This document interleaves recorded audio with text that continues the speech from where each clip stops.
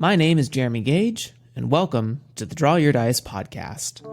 This is an educational show involving all things tabletop role-playing industry. Listen alongside me as we hear from creators, entrepreneurs, and supporters about their personal best practices, principles, and philosophies.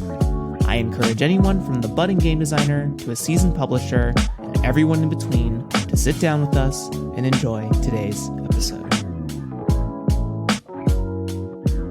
Hello, everyone. Thank you for coming to the Draw Your Dice podcast. My name is Jeremy Gage, as you heard in the intro, but as always, the show is never about me. It is about who I have brought to you today, and who I brought to you today is more than one person. You know, one of them has been in constant collaboration inside of the Draw Your Dice Discord and on the Tabletop Call-In show. Really love having their energy here, and they brought their, I have the two brains behind Arcan Atlas. I want to welcome to the show Dale Blackburn and Peter Graham.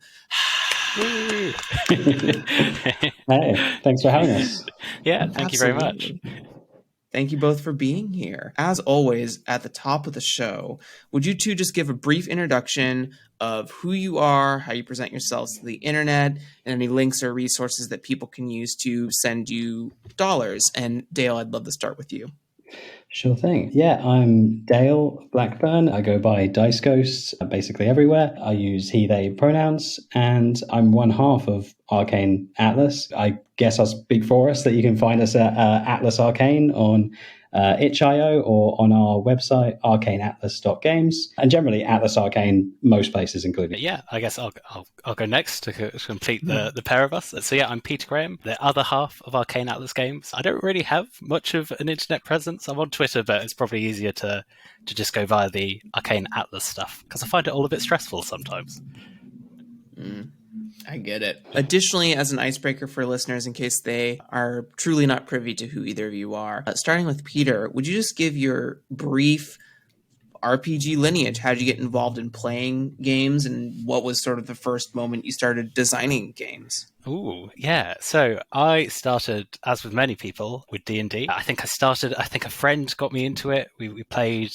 I DM'd a little bit, we played a campaign for a little bit, then sort of died off during university, but then started playing games when I actually started working at a job, which is where I met Dale. And I think we had a friend called Matt who introduced us. I think he started running a D&D campaign, and then it sort of ballooned into other indie games, and that was really where we sort of started to try lots of different things. Tried some of the Grant Howitt games, which I think are a really good way of kind of trying out things if you're from the D&D background. Honey Heist was the first one we played, and it was an absolute blast. I still remember that first sort of session and having a really good time. And then played a couple of indie games there. And then when it comes to creating games, it was again Dale who sort of convinced me to do it. He messaged me at one point. I think we were supposed to be working, but we're probably chatting about something completely different. And he said he'd been creating a couple of games, some 24XX games, and he talked about Carter, the cat, I think it's Cat McDonald's system, an SRD that she created in a game that he was working on, and asked if I would do some art for it. And then from there, got far too invested in it, and we just started creating games together. Aww. But yeah, Dale, I don't know. Oh, Jeremy, unless you've got questions for me, Dale might be worth. No, Dale, you're next. Yeah, go for it. I mean, you just spoiled all the best parts. So. But yeah, I mean, similar thing. Like for me, when I was quite young, I probably too young, I found a copy of like Werewolf the Apocalypse at like a car boot sale. And I think my parents disappeared it after a little while because it was probably a little bit too mature for me at that age. But I remember finding it and kind of... this like new concept of like creating a character, right? And, having all these strange, esoteric numbers attached to them. And the idea of kind of getting into this role-playing space was probably like my earliest thing with like tabletop. And I never got to play. I got to make a character. And then, like I say, I think my parents just made it go away at some point. And then, generally a childhood of imaginative play, similar to I think you've said yourself on previous shows, Jeremy, of pretending to be Pokemon and Power Rangers with my friends, like when I was a kid.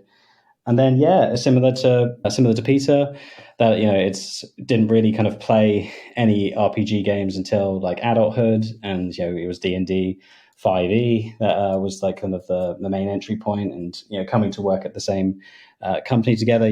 Our friend Matt Cayley Burton, who good friend of ours, definitely kind of took us out away from that, pop culture, slight sensationalization of D&D, and was like, hey, look, there's all these indie games here, and not just indie games, but board game hybrids and all sorts of stuff. I played, what's it called, the Icarus, I think the board game Icarus with them, and I had a fantastic time, kind of like building a world, and just really fell in love with the whole storytelling like element and stuff. And they were entering the 24XX jam, and they made a couple of games, and I liked the sound of it and kind of gave it a go. Made a few of those. They were like really like intuitive ways of like making games, because it's if anyone hasn't seen it, the 24XX SRD by Jason. It kind of like you have some simple one-page rules, character creation, and then like a one-page like mission generation sort of thing.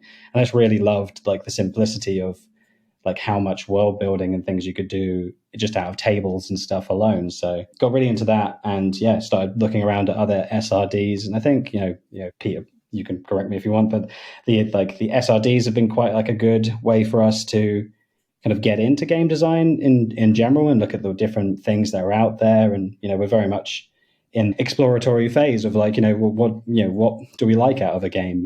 What are the different ways the same sort of things are handled? So got into the cart SRD, and contacted Peter to get some artwork, and found somebody else who also loves this kind of system design stuff as me. And we've been making stuff together ever since, and really enjoying it. Aww, best of friends. Yeah, love to hear it.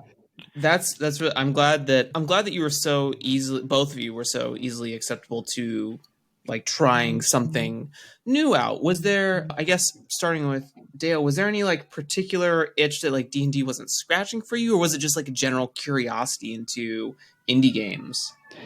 Yeah, I think it's an interesting one, because I'm a software developer in my kind of day job, or web development, and it's a bit of a thing about system designs in general, of just like how things kind of come together. And playing D&D as like a the entry thing, and that whole setting of the expectation of what a game should be, and what role playing can be like, it's a good introduction. It was a good introduction for me, certainly. And you kind of start looking at things in other games of just like, oh, wow, that's a really elegant way of handling this particular concept, or this, different ways of expressing that create different experiences. And I think I just really like the exploration of that more than I do like getting too involved in any one system, if that makes sense. Like there wasn't really like a thing where I felt like dissatisfied in any way, other than there's just other ways of doing things, and that's interesting. And kind of maybe one day I'll form a bit more of an opinion about it, like when I've had enough kind of experience with things. But right now, just enjoying seeing how how different systems handle social encounters, how different kind of stories can be told in different formats. Especially recently, I think we spoke about this off of mic before a few days ago, just about Legend Has It by Adam Bell. Like how that kind of creates stories. And we've also made a Lumen game, and looking at like how Spencer Campbell has kind of like done rapid combat and stuff like that. I just find all of that sort of thing really fascinating, like how people kind of design certain experiences, and how that even when you design it, it can be completely different from the person consuming that thing. It's, I don't know, it's just really interesting to me. And Peter, do you have like a different take on that? Do you have anything to add to what Dale was talking about there? Yeah, it's interesting sort of comparing thoughts. I played D&D and enjoyed it, but then it hit this point for me where it was like I wasn't having fun in some campaigns, and I was trying to pin down at the time what it was. I think when I was DMing, I was getting quite stressed out by the prep side of it. It felt like you needed to have everything prepared, and part of that comes down to personality and experience. Like I was quite new to running games, but also looking back on it now with a couple of indie games under my belt, it's partly is the system, and it does sort of nudge you towards that style of a lot. It feels like it wants you to do a lot of preparation, even though a lot of the, I know, more experienced DMs do improvise a lot more. But I feel like the indie games and the more lightweight games are actually really good at pushing you to just wing it a bit.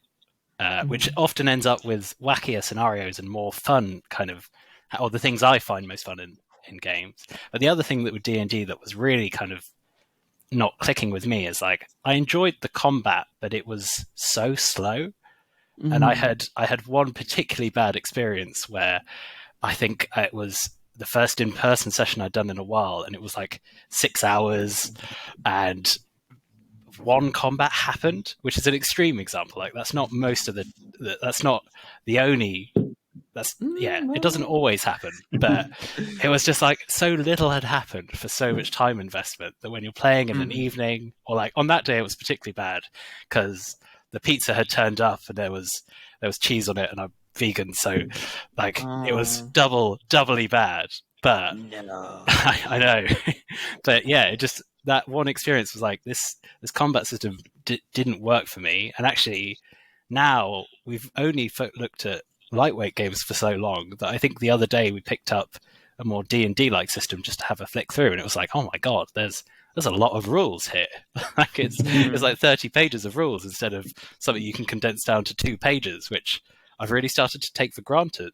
Things all the things like Black Hack or the Lumen system, where actually it's so much quicker to just get up and running, if that makes sense.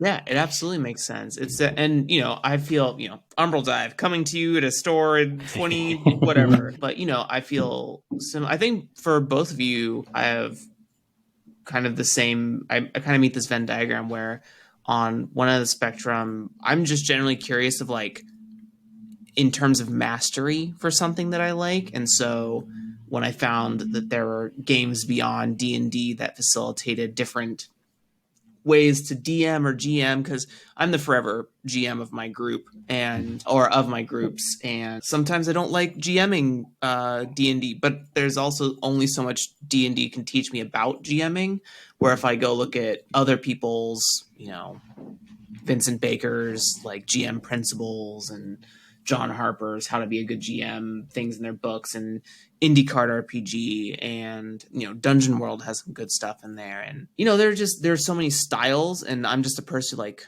I want to be good at the thing and make sure everyone's having a good time at the table. But on the other end of the spectrum, to also match with Peter, is that it is slow. It's like I think it clicked for me at being slow when I got to like over my honeymoon phase with Critical Role. Like I was watching Critical Role for a while, and then there would be like whole 3 or 4.5 hour episodes that was just a single combat. I was like, bruh, this is not fun to watch in any degree. I mean, some people are like loving it because they're like, oh wow, what are their builds? We can't see their character sheets. Is that a new feat? Whoa. And I'm like, I get it, but I don't get it. And yeah, so it's really interesting to hear both ends of those spectrums. And I hope that you two discovered something new about each other in this moment. Well, we chat. We probably spend more time chatting about this kind of thing than we do designing games or marketing games or whatever. The way we kind of currently work is we'll meet up like every week or every other week, get takeout together and just chat. And then eventually we'll start designing stuff. It means we have a lot of conversations about stuff like what works about this and what doesn't work about this sort of thing. Or obviously in our opinion, because like D&D is incredible what it's achieved in many ways. I mean, obviously it's got a big publisher behind it and all that stuff, but it is incredibly popular, and I've had fantastic times playing it, and like I've had fantastic times watching. I've not watched Critical Role, but things like the Dimension 20 series, and Dimension 20 does it right in my opinion. So and Adventure Time and things like that, where with a bit of fudging the rules and with maybe a bit of editing and with a more like it's weird because it's a bit more linear sometimes in a way. You get the perception that the DM for a podcast type or an actual play type format is nudging it in a direction much more. And it's really enjoyable to listen to because it's got this momentum behind it. And so I know it's fascinating to me that there are bits of it that I didn't click with, but I've also had great times with it. And that becomes really fun when you're then creating games because you can pick and choose. And a lot of what we design is probably quite heavily inspired by D&D and systems like that, because that's what we started playing with. And those are some of the the big like touch points of the media. Is like if you have a sneaky class, everyone's or not everyone's, but a lot of people are going to think, okay, it's more like a rogue from D&D. It becomes this thing that you can use in your designing. I don't know, I'm rambling a bit, but yeah, no, I think it's fascinating that it's so popular and so successful, and I've had fantastic times with it, but also I have a lot of problems with it. But I'd still jump at the opportunity to play it with my friends. But then would I rather play as a bunch of bears stealing something in 2 hours? Quite probably. So yeah, I find it fascinating that you can get all of this out of just writing rules in books and then people collectively telling stories, which is it kind of boils down to just collective storytelling with a bit more structure to kind of facilitate that. So yeah, I find it fascinating. Yeah, I mean, yeah, I think again coming back to that like experience thing, like D&D is one manifestation of that in rule form, right? That like can be comprehended in different ways by different people and what they're trying to get out of it. And even using Dimension 20 there as like that touchstone, they are actually changing systems, right? They're not using D&D all the time anymore, and they are still consistently good, at least in my opinion. I've really enjoyed what they've done over there, and it's about the kind of experience they're wanting to share with each other, right? And the way that people's groups form, and they kind of enjoy certain things and hopefully listen to each other and get to input on that. I mean, forever DMing is just that. I don't know how to deal with that as a problem generally, but in terms of like having a group that we have a little group, for instance, to carry on what we said earlier, where we started specifically finding indie games to go and play, right? Like one shots and stuff that were like not D&D, because we were all just interested in telling interesting stories together. And we had fun when we got to kind of like forget the system a little bit, which I think a lot of people have spoken about before, of just like the system getting out of the way so that you can just get on with the storytelling. And I think D&D, it can be very, very slow. I don't disagree with that at all. And I'm not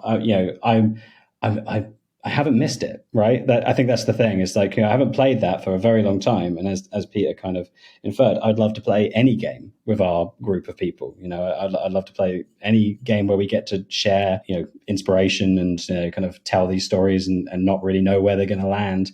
That's the bit that I enjoy, again, from that experiential point of view. And would I pick, D&D to go and do that? Probably not. Not just because I think the system's slow or because I take issue with it at all, just because there's so many different options out there, and I'd rather not stick with one thing, especially the whole as Peter again said, how you could have a million-year campaign that you never finish, right? And kind of almost phoning it in after a while, or you could try something fun and new, and then have something, it's like going to see a film with friends or something, and you're like afterwards, like the bit that I really enjoy on top of the film is actually getting to talk about it with my friends afterwards and be like, hey, what did you think of that? Like what was the parts that you enjoy? What did you not enjoy? Like, I'm interested in like the experience that we share and talking about that, the sharing that experience. And I think just to add a sort of closing thought to that kind of idea, the bit where that comes up probably most often in our discussions about game design is a question anytime we're designing a game which pops up is like, how long do we want this to be? Like, is this, and usually we err on the side of one shot, because I think we've both got this like, well, hopefully humble-ish opinion of ourselves, and you've got to value people's time. I think that's, I've found this with video games a lot. Like I bounce off games where there's a lot of grinding to kind of, or it takes a lot of time investment to get to a reward. Sometimes that's satisfying, but often if it feels like it's wasting your time, when you start to be, well, as adults with jobs and lives and things, you've only got a fraction of your time available for playing games and spending that time with your friend. Are you all right, Dale? Sorry. No, you're okay. No, that's right. But so you only got a fraction of time available to spend with your friends. So it feels like it takes a lot of confidence to say, I want people to spend multiple sessions on this experience I've created. And I've got a lot of respect for people that can do that. Like things like Wander Home. I love the idea of this multi-session thing where you hit this point where you retire a character and that becomes this big overarching story that you can relate back to, and it takes time to grow up, kind of experience that. But the way we play games, I really like one-shots because I can play it, have a great time, talk about it, and then we can have a completely different experience with minimal prep by just picking up a different zine or a different system. So yeah, I think for where that ties back to game design for me is very much the like when I'm building a game, it's like, oh, we're working on something together. It's like how long do we want people to invest in this? And yeah, that's just my thoughts. Yeah, I agree. From as I'm like building out Rumble Dive, I think all the time about like what is the convention version of an interacting with this game, right? You're not going to get to, I think, like you've mentioned, both of you have said in some degree that D&D kind of like requires you to think about the long novel, like epic, the travel to Mordor sort of design of a campaign. And, you know, it could have like the potato chip effect where you play your first level 1 session at a convention and you're like, what happens next? And then that could sort of be the thing. But I do agree that in some regard, getting adults together for anywhere of 1 to 4 hours or more in a day or throughout the week with everything they have to do is under capitalism is tough. And I know that in some of my research in Japan, a lot of the games, a lot of the modern games like Double Cross and what is it called? Buso Tension something, they're designed like they have very hand-holdy scene offerings. Like you have the 2-person scene, and then you have the teamwork scene, and then you have the battle scene, and then your session is done. So it's all like these simple role systems, and it's so that they can play like within an hour or 2 at the max because they have so much going on in their work-life balance. So I found that really fascinating. And yeah, so let's sort of transition, get into a little game talk of how you are executing all of those ideas now I've had the opportunity to play this, but let's talk about Rivals for a second. Dale, would you want to kick us off with Rivals since, we did a play test of it the other week? Yeah, for sure. And thank you very much again for playing that with me. I had a lot of fun. Yeah, so again, like, I guess, well, I could talk about the experiential thing, but the first thing I should say is that, it's based off of an SRD, the Vis-a-Vis by Maxwell Lander, who also made a Visa Visage using the same system, and very, very similar games. You should definitely go check it out if you're a fan of Face Off, because that seems to be the theme of it. But yeah, this kind of idea of using like PvP style mechanics to emulate the tension that you would see in some sort of cinematic medium, the foil and the hero kind of at odds with each other. And it's quite an interesting like concept of like taking, like a PvP based style mechanic where you are kind of trying to outdo the other person that you're working with, but kind of completely removing the idea that you are actually in competition really, and using it more of a way of kind of introducing beats to the story that you're trying to tell. I should probably say what the game is actually about. Rivals is about, 2 players get to sit down together and create a rivalry. This can be any kind of rivalry. You could be, 2 warriors fated against each other. You could be race car drivers. You could be on a cooking show and trying to outcook the other one. It can kind of be any sort of thing. And it's a game where you establish kind of what kind of resources that you have available to you as that character. You establish the setting, and kind of the kind of medium res like focal view of the game is you are at that kind of penultimate showdown with your rival, and this is it. This is what it's all been kind of leading up to.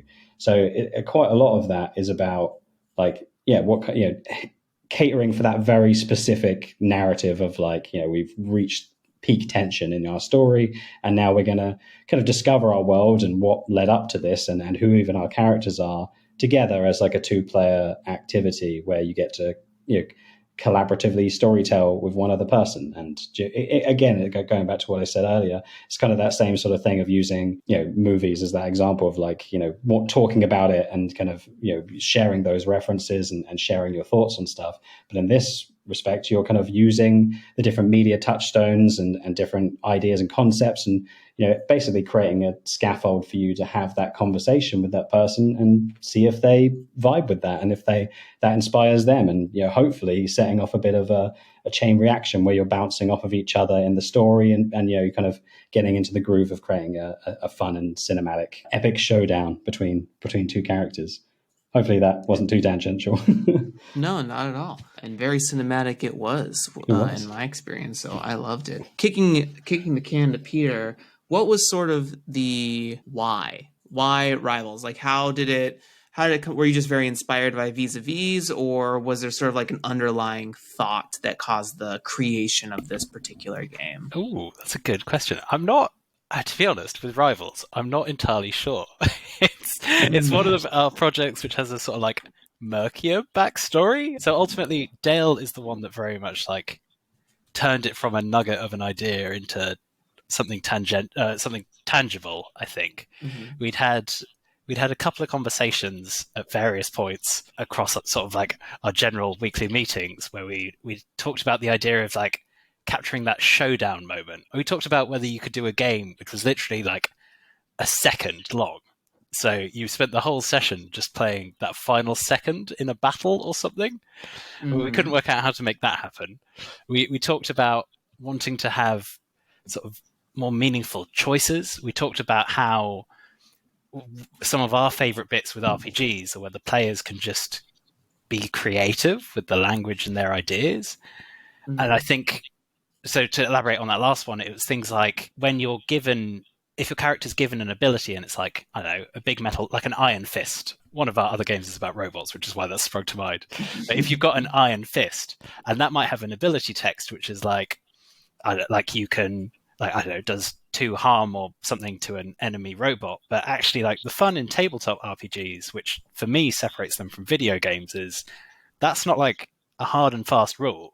You can riff on that and you can be like, oh, well, I've got this giant metal fist. That means I can punch through a wall really easily, right? And as a group, you can agree and go, that's great. So a lot of Rivals is pretty open-ended. You've got things called resources that have a mechanical benefit and will give you like an extra dice in a roll. But actually, what those resources are is entirely up to you in terms of what you think fits, and it's for you to weave them into the story, which I think is what people do anyway when they play tabletop RPGs. But here it seems, I think what we try to do here is actually make that kind of part of the rules, is that creative freedom.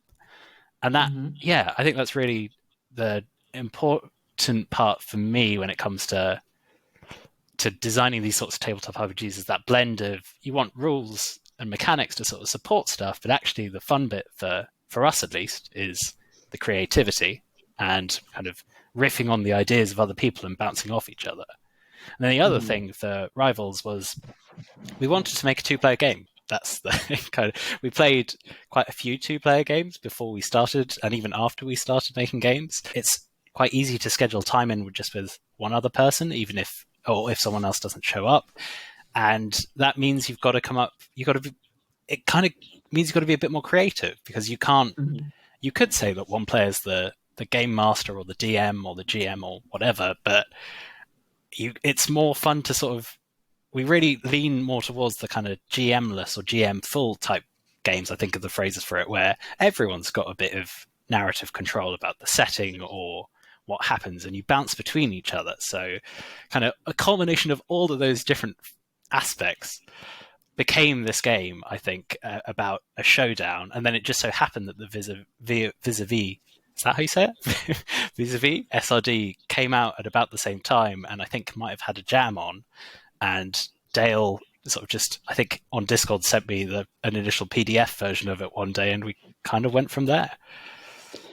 Yeah, just to chime in on that as well, I think it very much was just like the culmination of those conversations that we've been having and being like, oh, here's a thing I can attach all those kind of ideas that we like had with that, and to go into kind of what Peter was saying there, like before we started playing, making games, we had been playing a Iron Sworn Starforged game together where it was just the two of us, and I really liked the way that you kind of set up the like world building scenario together at the beginning, and how easy that made actually like riffing off of ideas and kind of like, narratively justifying things in your universe and your collective story and stuff like that. So like, was also wanting to kind of emulate that experience. And, Aegon was another similar like thing as well, of like having these, I mean, that's a little bit more about the declarative dice, but again, like taking on that view of you able to kind of have some set of structure, but giving that, half of this game is actually in the setup, right? That is, the game is the setup as well as the actual kind of like combat loop thing that comes in later on, and that's something I really wanted to like stress with the game, that, it's actually about coming up with the stuff in the first place, and then playing it out is like the bit you get to do after you've had a little bit of, the juice in there. Yeah, that was a great point, actually. We'd had loads of conversations as well about the joy. Half the joy of one shots is the fact that you can create a completely fresh character and then play out that scenario. And then if you play another one shot next week, you get to go through character creation again, which is just a really fun and satisfying creative exercise. So yeah, that's definitely fair. It's definitely not been like a clean, carefully planned process. We're relatively new to this in the sense that I think we started April last year. So even though we technically now have a business, which is very scary, after 5 attempts of filling in the right forms, we're still, we don't really have a plan yet. We're kind of doing it because we're enjoying it, and we're trying to remember that, I think, remind ourselves periodically that that's why we're doing it to have fun, which is a luxury in many ways, but we are mainly doing it to have fun. So yeah, it's a very snaky process. And there's also been, I'm sure there's been like 1 or 2 other side projects that have popped up. So this is kind of percolated for a while as an idea, and is now kind of, getting to a place where we're pretty pleased with it. It's also probably our most play-tested game to date. I think our lesson from earlier games has very much been playtesting is invaluable, and it is always worth the time to do it early, even though it feels sometimes you get too focused on designing a game and like, I don't know, making some art, when actually you need to check if it's fun. There's a lot of stuff there. So much there. First of all, Aegon, you and Ironsworn, you just had me think of an idea where you find a buddy and you have a versus Ironsworn game. You both play solo versions, and you just kick back rumors about your games to each other. So you can have that for free. Well, that's Hyper City is actually that, I believe, which does. I've also been thinking about that thing of, how do you kind of create a world together and exist in the same world without actually coming into contact with each other necessarily. That is a very cool idea. Interesting. So the game's almost more about telling each other stories about your game. Yeah, that's cool. That's very meta. I love it. Yeah, hyper meta, and that's Hyper City RPG by Thomas Manuel, I believe. It is. But yeah, for, yesterday, 2 days ago, maybe 2 days ago, I put out a tweet about contested roles. People had emotions about in lots of different ways. Their big touch point is D&D, athletics check stuff, whatever have you. I really liked playing the one-on-one with Dale in a contested role where it was understood that the game is a player, like is a present player in the system, like it's having a say in what's going on. I feel like in D&D, people want a lot of control over like what their character is doing or the story that they're telling, and they don't really consider like the game an offerer of the situation, where instead when I was playing Rivals, it's like, oh, I failed these roles or I succeeded these roles, and this is just kind of how this last battle is panning out. And I think that was just sort of an understood thing between me and Dale. But some of the additional tech that I really loved about the game is the split up mechanic that you have. So for anyone who's not privy or hasn't seen it yet, the game Rivals, there's a bunch of other phases and turns inside of what I'm about to say, but to vacuum in on these 2 things, there's an attack phase and a defend phase of rolling. And in the attack phase, you get to start with a single D6, and then you can use either your adversaries, the other players' tells or goals or weaknesses to add dice to your pool, or you can use your personal resources one time to add d6 to the pool as well. And then you can split up those things. You can say, oh, I'm using these 2 resources plus my single dice, and I'm doing 3 different attacks that have different results. Or you could combine them together and do one big attack that maybe the defender can't overcome. And then the defender has those same options where they can roll and put a bunch of dice towards a single attack or split them up amongst many attacks. And I think that's like the key component to a contested roll that I think people were having issues with when it came to D&D. In D&D, there's not really a way to manipulate the dice after the fact, except for like the luck feat or being a halfling or something like that. Or what's the other one? Divination Wizard. God, I know a lot about it. But there's no like after the fact rolling manipulation, which I think can really soften the blow in sort of like a pass-fail contested roll system.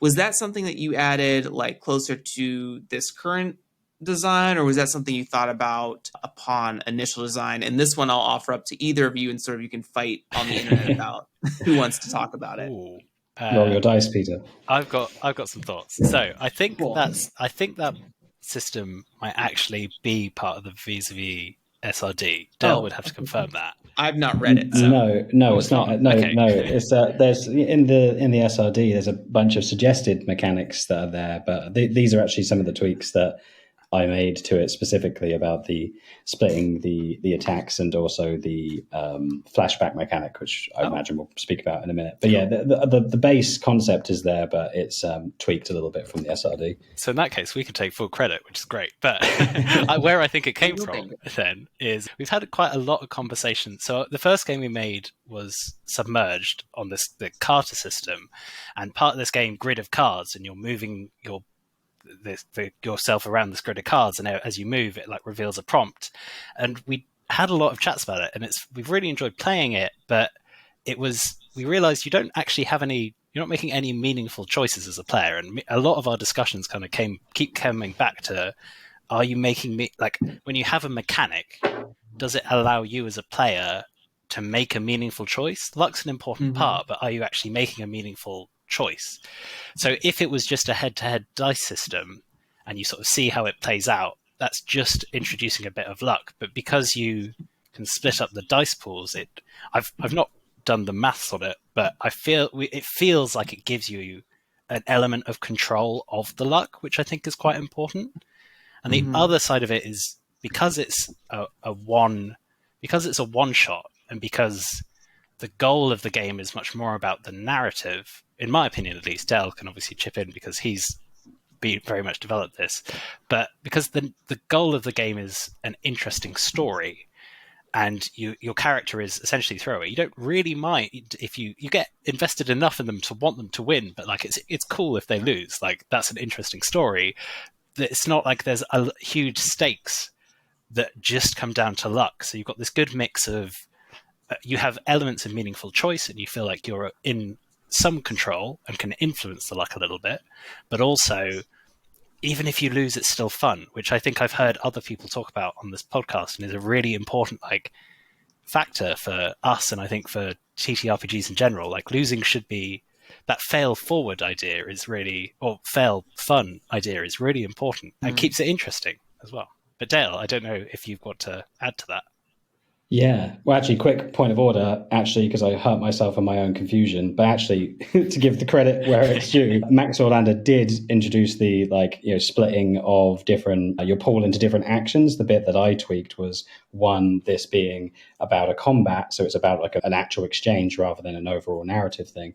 And two was actually the allocation of the defense dice afterwards, that you could kind of assign them to be for any attack. And yeah, again, to speak consciously of that experience kind of design a little bit, is that, the attacker kind of has a lot of like autonomy over what's happening. If you're playing the attacker in the round, you get to kind of pick how many resources you want and make as many attacks as you. And that's something that, kind of restricts the defender. Kind of they have to go and spend their resources to have enough dice to beat multiple attacks, for instance, right? You haven't got as much on there. So one of the main tweaks that made there is that, the attacker has to declare their intents and roll their dice to begin with. That kind of semi gets locked in, although it can be adjusted in the narrative, but the results are locked in.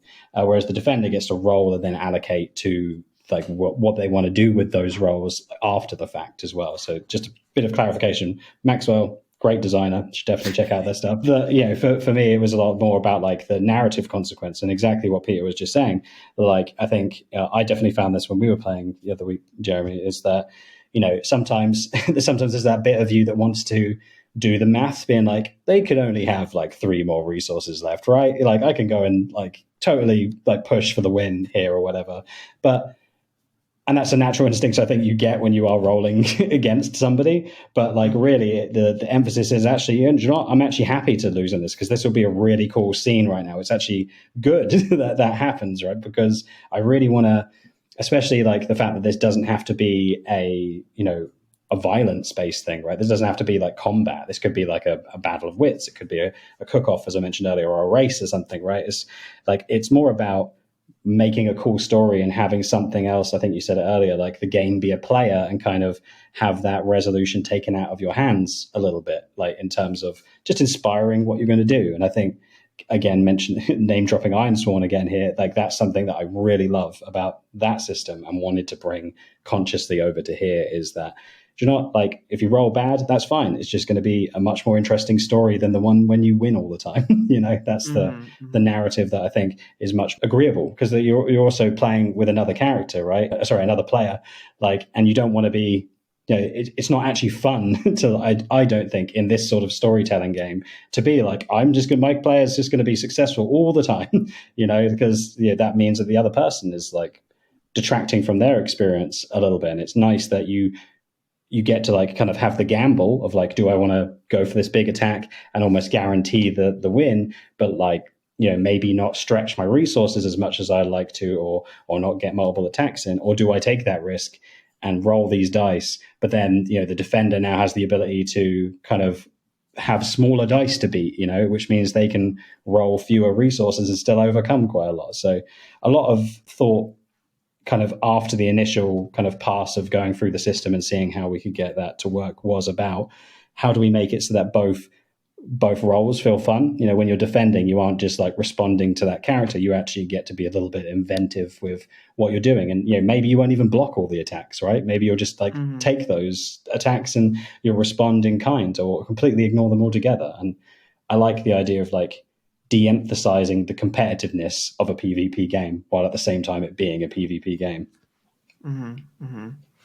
Yeah, I was talking with a friend. I play in a volleyball league, and I was talking to a friend about like some just mixed expectations that was coming from me in terms of like what we were doing on the court. And I was trying to figure out, like, we've lost most of our games, lost most of our sets. We're playing like a beginner's league. And I was like, what is making me upset about this?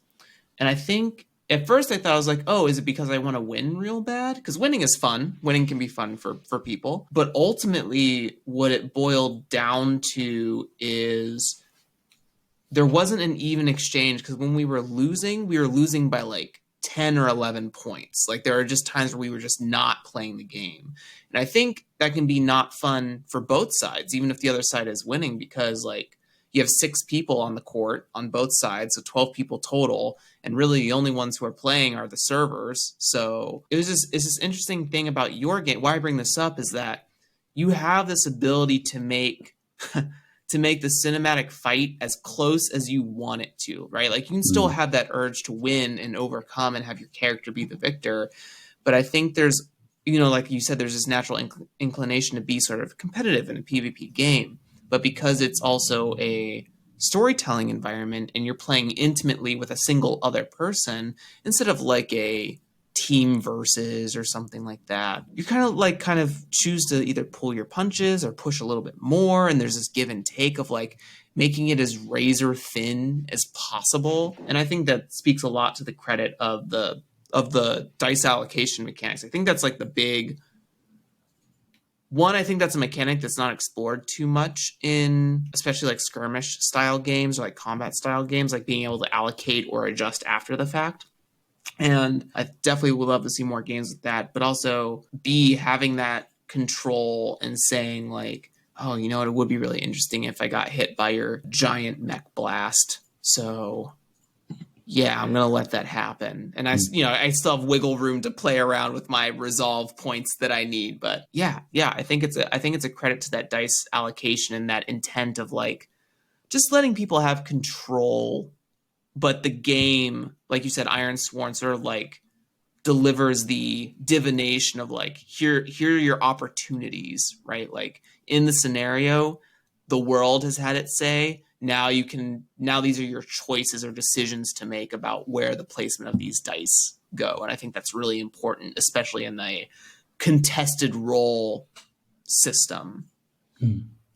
Yeah, I definitely agree, and I think that's to go a little bit more about the mechanics there. That's kind of where I brought the flashback mechanic thing in as well. That I was deeply channeling a kind of dramatic, kind of high emotional anime like battles where there's where you don't succeed right very well, and again like wanting to make that like a fun experience. And there's a rule in this game that if you're the defender in the round and the attacker manages to get all of their hits through and you don't defend any of them before your turn as the attacker, because that's part of the game loop, you get to, if you want to, explore kind of an element of their backstory, whether it be like a memory or an important lesson they learned, or just remembering their friends and why they're kind of in this conflict together. Yeah, exactly.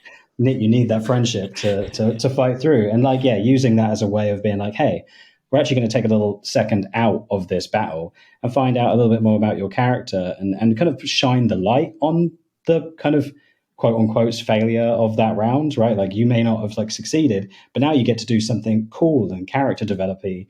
And then, once you're done with that, you get to have an extra dice in your next pool for free because you've kind of like found that resolve inside yourself to keep on fighting. Like you've reattuned to the meaning or purpose of your whatever your goal is. And like I'm quite proud of that particular little loop. I think it feels very good to reward you for taking, for kind of embracing the fact that you didn't do very well that last round in the combat, in the narrative, right? That's okay. And that person got to take those attacks, but now you get to, how do they feel about that? Like what is the actual consequence of that, rather than because it's very easy for this sort of game to turn into just like a slugging match, right? Where it's just like, and now it's my turn to attack you. And you've got to kind of have meaning for that to matter to those people that are playing. And like, that's where I think the magic happens, where kind of meaning like manifests itself out of like the different things that you set up, like the ideas you have about your character and how they would respond to the other one and the scenario that the game's outlining for you. And I just love having all of those ingredients to kind of, bake your story with. To add to that, I think mechanic. I love the flashbacks from like that moment in the film where like they're down on their knees or whatever, and then they just like flashes back, and then they get that like power to continue kind of thing. Narratively, it works really well, but also mechanically, it works kind of well because it's a little bit like the sort of Mario Kart Blue Shell kind of effect, or it's a catch-up mechanic essentially. If you're really struggling and you fail to block any attacks, you get a little mechanical boost just to like help you out. So it works narratively, but also mechanically, it's got pretty solid foundations of the game. The game is quite, it sort of balances itself out a little bit. If you're doing very well, the defender gets a little bit of help to kind of like catch up. And actually, as an attacker, if you've expended all your resources, there's a finite amount of resources. I think you only get like 5 or 6 or something. So if you use loads, it'll feel like you're ahead, but actually you're not going to snowball like you might in a strategy game. I've played too many video games. That's where most of my references come from. But a lot of strategy games, if you take the lead, essentially, that allows you to access more resources and kind of keep piling on the pressure until you become unstoppable, this idea of a snowballing scenario. But in this case, you've used your resources, and that doesn't allow you to gain more. So it'll sort of, it's odds-wise, it'll probably balance itself out. So yeah, it's got this nice combination of like narratively it balances out and creates these really cool moments, but also mechanically it kind of balances itself pretty well by, well, not by accident, hopefully by design, but well, I don't know if we consciously chose it to do that, but if that's just baked into the sort of SRD, but it feels really good. The battles from the playtests that I've heard about often come down to like a really tense conclusion, which I think is that sort of balancing at play, and it's really satisfying. It's really fun. Yeah, I should say to clarify that, so because we haven't actually explained like how what the win state of this game is. That like each player has got a clock, which by default is 6, but they can kind of define what they are, and they kind of divide this circle up into segments. And for every successful attack that they make, they get to fill in one of those segments. So it's a race to see who can fill up their resolve clock the fastest. So again, when it comes to catching up, you get that ability. Like once you've used all your resources, once both players have used their finite resources, it comes down to just a blow for blow exchange. But then it increases the chances of you actually having one of those flashbacks, which might not have happened when you were more flush of resources to kind of have at your disposal to counteract different things. So yeah, I think it kind of like it does funnel you into this state of like, you've used all your resources, you probably had some fun, hopefully you've had some fun narrative exchanges in the game, and now you have like this, all you have is what's within you to kind of like beat your rival and go for that win. And by that point, you should, for a game with like 6 segments, you should be like reaching that conclusion anyway. So I think it does kind of, it was a slightly conscious, happy accident thinking about it, where it worked out pretty well, and I can justify it now after the fact. But I don't know if that was a conscious thought or if that was just something that happened and just happened to be good, to be honest. But also, again, the value of playtesting, like some of these little extra mechanics, like the dice splitting thing and simplifying that a little bit. Part of that's come out of playtesting, and without properly playtesting it and trying it, it wouldn't have been quite as, I don't know, narratively satisfying. There'd be little like bits missing. So yeah, playtesting is important. So I think to round out the show here, how has it been collaborating, like doing this sort of like style of collaboration and making these duet games? Were there any, trials by fire you two were experiencing, or has it just been a really nice, like, resonant partnership? Do you want to take that, Peter? Or I don't mind either way. Who wants to be the attacker in this scene? I don't mind going first. So, I don't think there's been any trials by fire. I don't think it's been like completely smooth. The hard thing for me has been scenarios where we've had different amounts of time free, particularly. I don't want to bring up COVID too much. I think we've all heard plenty about it, but particularly if someone's like isolating or something, then suddenly they've got 10 days where maybe they've got time and energy where they can invest on side projects because they've not got much else that they can do. And if someone else isn't in that headspace and is working and only has like 1 or 2 hours to dedicate to games, it can be quite tough getting that balance right and not letting it feel sort of like, I don't know, stressful. You've got to be, a lot of it's worked, I think, because we're very close friends and can be quite honest with each other and say like, look, I can't think about this right now. So I think that's really, so collaboration's tough in that regard where you can't necessarily always put in an equal amount of effort. It's been a lot of fun, but also it's trying to keep it fun, because it can, particularly if we had a whole conversation today about like, what are our goals? Because if our goal is to make money, then it becomes more like work and you start to treat it quite differently and need to invest a different amount of time. Whereas if your goal, which is a privilege to be able to say that a goal of this is just to enjoy ourselves rather than to rely on it. But if our goal is to enjoy ourselves rather than rely on it, then that gives us a lot more freedom, and we maybe shouldn't be taking on projects that we think are going to be a lot of work. But also, we don't play as many games as we used to because we're now designing games, so we need to try and like make time to play games. So yeah, it's been an absolute blast, and I definitely wouldn't change it. But it has thrown up a lot of questions, I think, about like, what do we actually want to get out of this, and like, how do you give feedback to your friend and things like that. So yeah, it's been a very interesting journey, I think, from my perspective. Dale, I don't know, well, if you got anything else or different or your own thoughts. It's been a very terrible experience. No,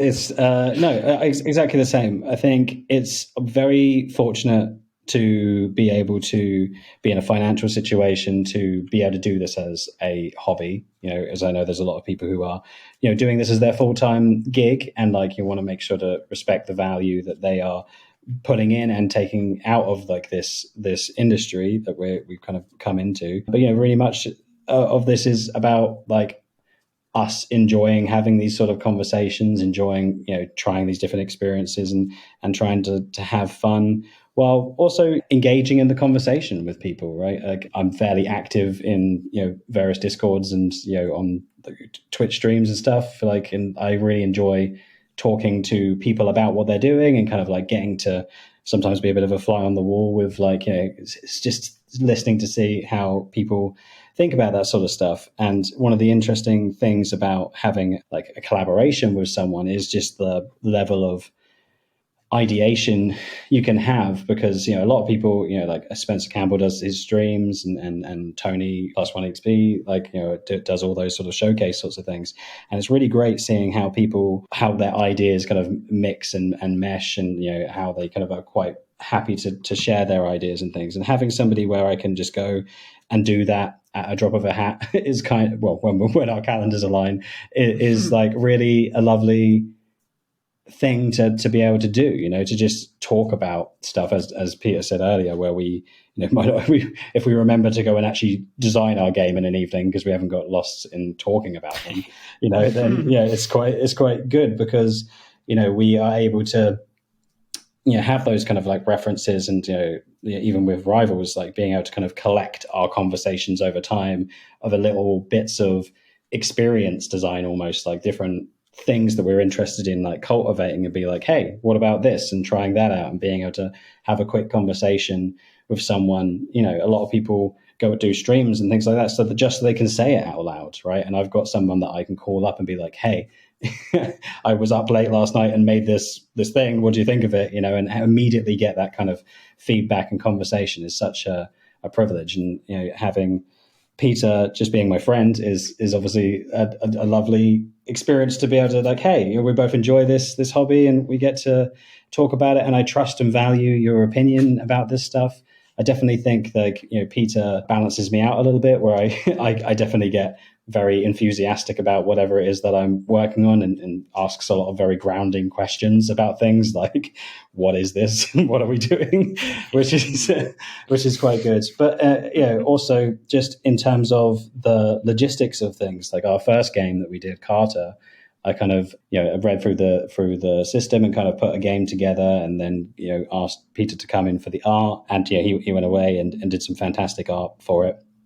And then, in the course of doing so, we talked about the game and like about the mechanics, and kind of naturally evolved into kind of, let's, do an editing pass and maybe tweak this mechanic here. And it's nice that we can continue that kind of thing of, splitting up the roles and kind of like, delegating different things. I might go work on, doing some art research or working on this mechanic, and, then maybe he'll go and look at like, divining a setting, or, kind of, it's just nice being able to like mix it up a little bit and be able to have somebody there to be like, hey, do you want to take, which bit do you want to work on? I'll work on whatever you don't want to work on right now, or what you're not feeling. And that's been really good in terms of, especially when it gets to the point where we're like, we need to finish this game. And so we've got a bunch of stuff that we need to do, and being able to be like, it's not just me, is again, something that I feel very lucky to have Peter, and be able to go, hey, we need to finish this. There's the deadline for this jam is coming up, and would you mind taking a look at that, rather than it being like,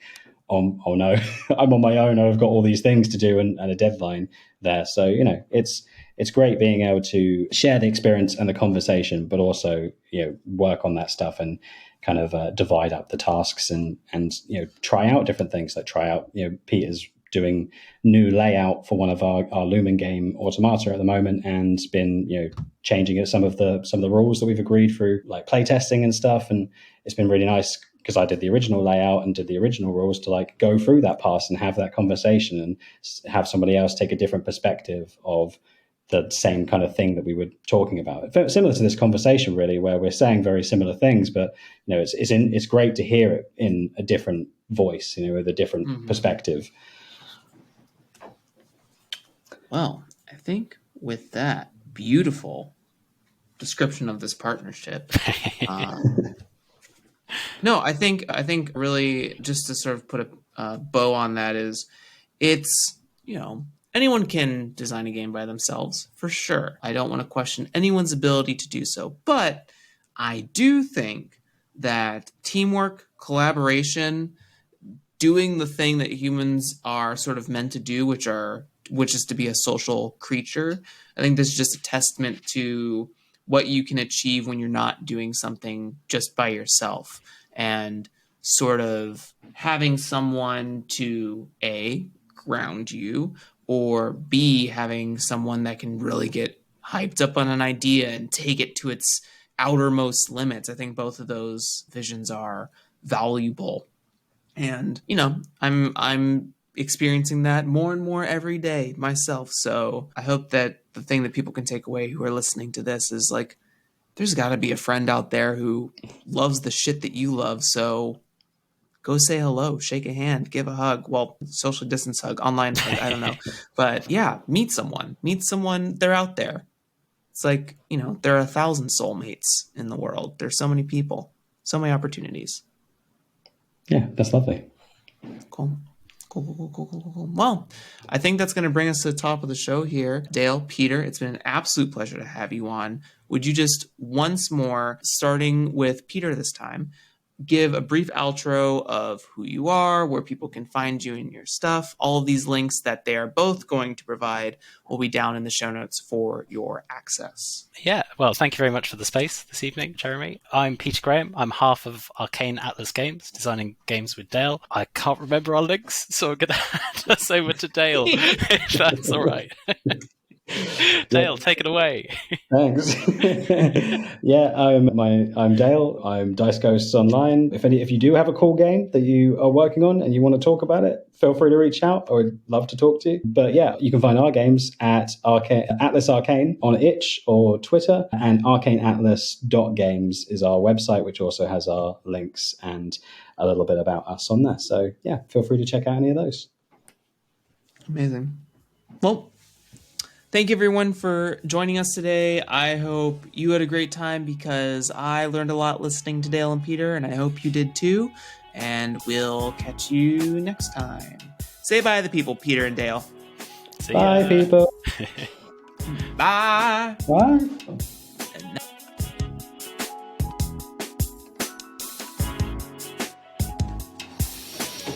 Hey there, listeners. Thank you very much for taking the time to sit down and hang out with Dale, Peter, and I. We really appreciate it. You can find links and resources down below in the show notes for getting in touch with Dale or Peter and other content with similar topics. Support Jeremy and the DYD podcast by reviewing the show or joining the community Discord server. Additionally, you can get ad-free early releases of episodes by donating to the DYD Patreon at patreon.com/DYD podcast. Thanks again for listening. And remember that design is a marathon, so enjoy the journey and have a great day.